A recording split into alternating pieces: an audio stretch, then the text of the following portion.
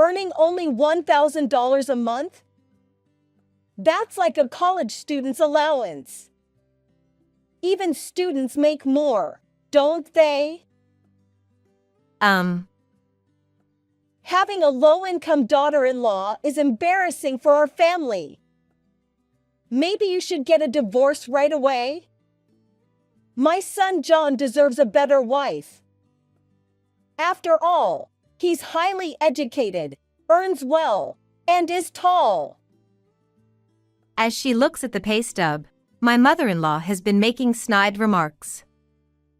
But the truth is, it's not even my pay stub. My name is Arya, and I'm a 32-year-old nurse. I've been married to John for 5 years. We met through a university club, became a couple, and eventually got married. Our first encounter was at a party when he was a medical student, and I was studying nursing. John managed to get into medical school, but he hasn't passed the national medical exam yet. Currently, he works part-time as he continues to study for the exam. Meanwhile, I've been working in the nursing field right after graduation, so my income primarily supports our household. But John, he's the type who reads heartfelt accounts from people who've lost loved ones due to illness, checks daily updates on infectious diseases, and reads literature about healthcare system issues. Although he's not a doctor yet, I deeply respect him for wanting to genuinely help patients. I couldn't possibly abandon him just because he's in his 30s and doesn't have a stable income.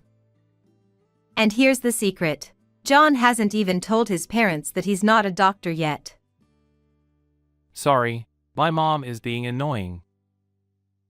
Oh well. It's fine. It doesn't matter. Even though I'm your wife, I've forgiven you, so you don't need to worry about your parents. Just follow your own path. You only have one life. And that was our little secret. As for why it hasn't been discovered, John works as a night security guard at the hospital where I work. Technically, he's employed by the hospital, so it's not entirely untrue. Although he didn't pass the exams, he still has knowledge, and I can provide him with information from the field. He can carry on plausible conversations, and no one suspects that he's not actually a doctor yet. So, during the rare occasions we meet my in-laws, I've been saying things like, "Oh yes, he's very popular with the patients." Sometimes, a gentle lie can be more helpful than a harsh truth. In reality, telling a patient, "You have only 3 months left to live, and there's no cure," is less effective than saying, "Your complexion looks good today, and you've had a hearty meal." Humans are like that. Now, let's talk about John's serious and honest personality. In stark contrast, my mother-in-law is quite difficult. She's the classic type who bullies her daughter-in-law. And she can't fathom why a doctor like John would marry a mere nurse like me. My mother-in-law boasts, Oh dear, there were plenty of better options. Like a dermatologist. A beautiful female doctor. I always respond with a polite, "I'm sorry." I genuinely support John's pursuit of becoming a doctor, even though he's currently just a university graduate working odd jobs. He's not even an intern yet. But John himself sincerely expresses gratitude to me. Thank you for everything. Always. And I reply, "It's okay." In reality, I'm incredibly busy with work. Our combined income barely covers our expenses, but that's how it is. Money isn't my primary concern. I entered this field because I genuinely admire Florence Nightingale. Currently, I work as a nurse in the demanding field of internal medicine. I don't dwell on financial desires. As long as I can live, eat, and stay healthy, I'm content. Isn't that what life is about? Yet, despite being the couple that supports John's life and education, my mother-in-law somehow manages to brag to the neighbors. My John is a doctor, earning quite well. In the first place, even if a serious-minded doctor earns well or poorly, they wouldn't want their mother to boast about it. But my mother-in-law is relentless, always going on about money. Money, money. As for John, he has no choice but to remain silent and endure. Never in his wildest dreams did he imagine standing in a hospital wearing a security guard uniform. In her mind, she's proudly parading him around in a doctor's white coat, completely oblivious to reality. But honestly, even if he were striding confidently in a white coat, it's not something to brag about. I understand her feelings, but she should rein them in. I feel sorry for John, who's barely hanging on to his dream of becoming a doctor. After all this effort, it's heartbreaking to think that he might end up as a security guard. And he's genuinely suited for the medical profession, with kindness being his only weakness. And then there's my mother-in-law. My John earns $500,000 a year. She throws around speculative statements, and for John, it's an unnecessary burden to deal with the falsehoods. I've gently expressed my disapproval. It might be best not to talk too much about his job. It's for the sake of the patients, you know.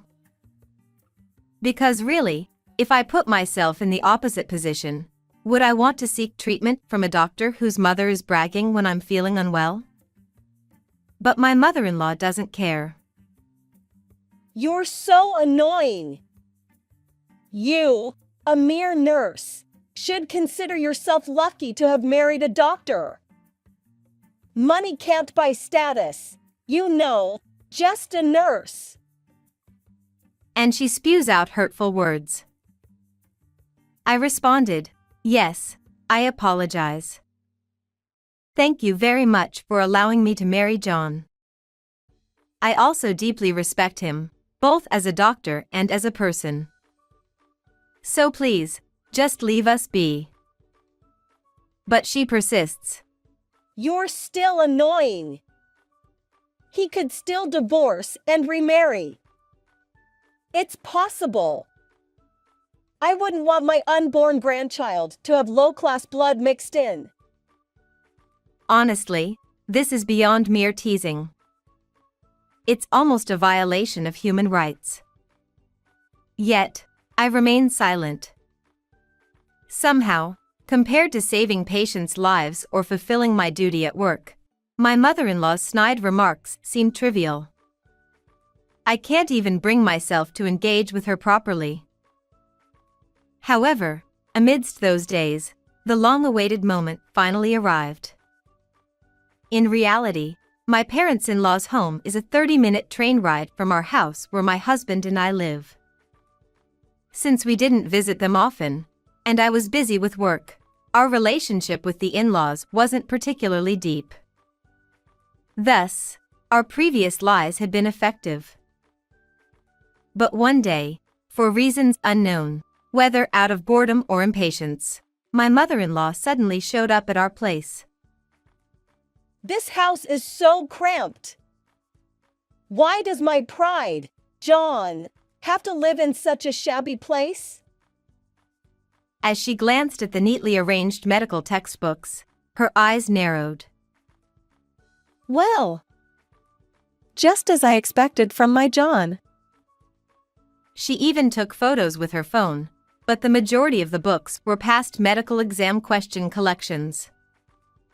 Internally, I was nervous because this year's materials were also there, clearly revealing that he was a current exam candidate. My vital signs were in jeopardy. However, I put on my best act. Apologies. Both of us are busy with work, and we haven't had time to move. Given the current circumstances, I subtly tried to encourage her to leave. But to my surprise, my mother-in-law began searching in our house. Hold on. What's with these odd dishes? If you're a doctor's wife, you should buy prestigious tableware. I'm sorry. We use affordable ones. You should throw away such things. Well, given that John's study materials and tuition fees were costly, we couldn't afford extravagance. As long as the food looked presentable, that was enough. Right now, passing the exams is our top priority. John happened to be working as a security guard at the hospital that day. It was fortunate that he wasn't home. I didn't want to witness him getting hurt, so I had hoped my mother-in-law would leave while he was still at work. However, her house-hunting efforts persisted. Why is he wearing such student-like clothes? If he's a doctor, you should buy high-end designer clothing for him. She discarded the clothes that John loved. And then, What's with this watch? If he's a doctor, you should get a luxury timepiece for him. apparently, she hadn't realized the convenience of a smartwatch and threw it away. John's personal belongings were being discarded one after another, things he had painstakingly purchased with hard-earned money. Despite his pride likely being shattered by standing outside instead of practicing medicine within the hospital walls, he continued to strive for his dreams, fueled by his blood and sweat. But there was no stopping her actions anymore.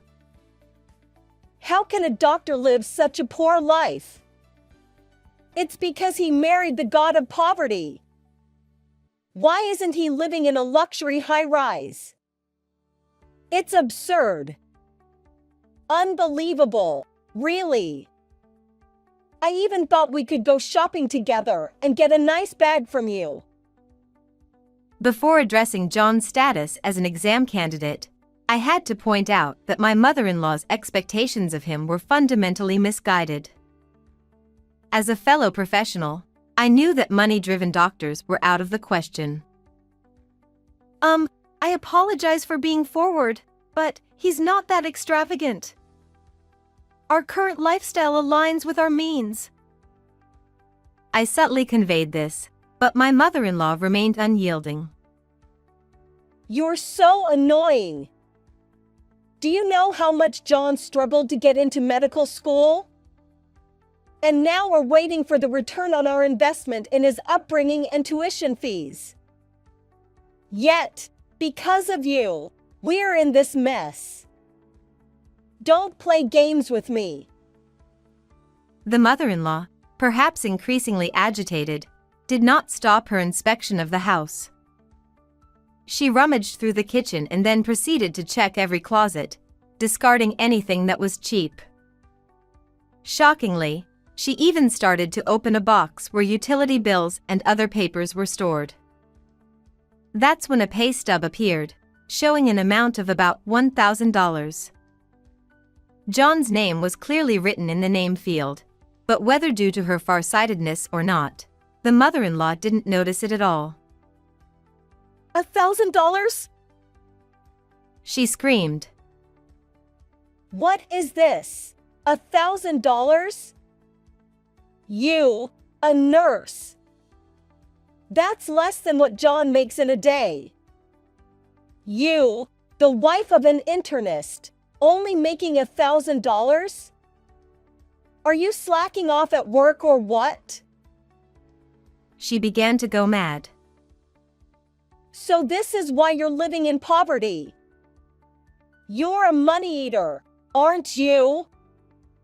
Not working properly, seducing a doctor while being just a nurse, working as if it's just a part-time job because it sounds good. $1,000 is nothing. You might as well quit. That money was what he earned, fitting in work between study times, on an $80 daily wage. It was a pure number that could never be considered the same whether it exists or not. But the mother-in-law's frenzy didn't stop, leading to the worst-case scenario. You poverty-stricken thing! Get a divorce now! At that moment, the sound of the front door slamming shut could be heard. John had returned home from his part-time job. He saw his clothes and watch, mercilessly stuffed into a trash bag, and his expression froze completely. Then, he began to pick up each item silently and carefully. But the mother-in-law. John, I'm not saying anything bad, but divorce this wife. Why? With your high education, high income, and tall stature, did you choose such a shabby woman? Your mother is sad, especially with a woman who earns $1,000. But John remained silent. His expression was stern, and I couldn't tell what he was thinking at the moment. Then, as if to deliver the final blow, the mother-in-law said, I've brought the divorce papers. Now, leave this dusty room quickly, throw away this disinfectant-smelling woman, and remarry a better woman. You're a doctor. Remarriage is natural. And she laughed heartily. Then John slowly stood up and finally said, Mom, I've been quiet until now, but I'm not a doctor yet. What? I'm sorry for keeping it a secret, but I haven't passed the national exam yet. And that $1,000 is. The mother-in-law, seemingly overwhelmed by surprise, turned to me for answers. Wait, what is he talking about? This $1,000 pay stub, it's yours, isn't it? Resigned to the situation, I replied, No, that's not mine. John then added, That's my salary. From my part-time job. No way! You're lying, right? No lie, it's the truth. I'm not a doctor yet. I've failed the national exam twice. The mother-in-law, either shocked by the revelation that John was not yet a doctor or by some coincidence, began to act erratically and then slipped on a newspaper ad she had scattered earlier, falling to the floor. Help me! She had slipped and fallen, but managed to brace herself with her arms, sparing her head, though her dominant right arm made a severe snapping sound and was likely broken. John and I quickly administered first aid to the patient and safely transported her to the hospital's orthopedic department. But then John said, Mom, I'm sorry, but please don't come to our house again. And I'd prefer you no longer think of me as your son. The mother-in-law was trembling from the various shocks when John continued. I knew you were boasting about me, and I tolerated it. I felt guilty for lying. But after being insulted so much for the money I worked hard to earn, that's a bit too much. I never imagined you weren't a doctor.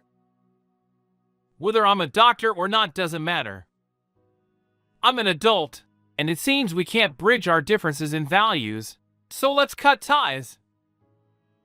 And with that, John decided to sever his familial ties with his mother. The mother-in-law, whose only pride was boasting about John, seemed utterly deflated. Now, she reportedly stays home, too ashamed to face the neighbors. Later that year, John successfully passed the medical board exam. Though he was a bit older, he shone brightly as a new intern, never forgetting to show kindness, such as offering coffee to the security guards. And so, we were blessed with very peaceful and happy days. If only the mother-in-law had waited a few more months, her wish would have truly come true, and she would have seen John in his white coat. It's a pity, really, a case of reaping what one sows. How was this story? If you liked it, please please subscribe to the channel. See you in the next video.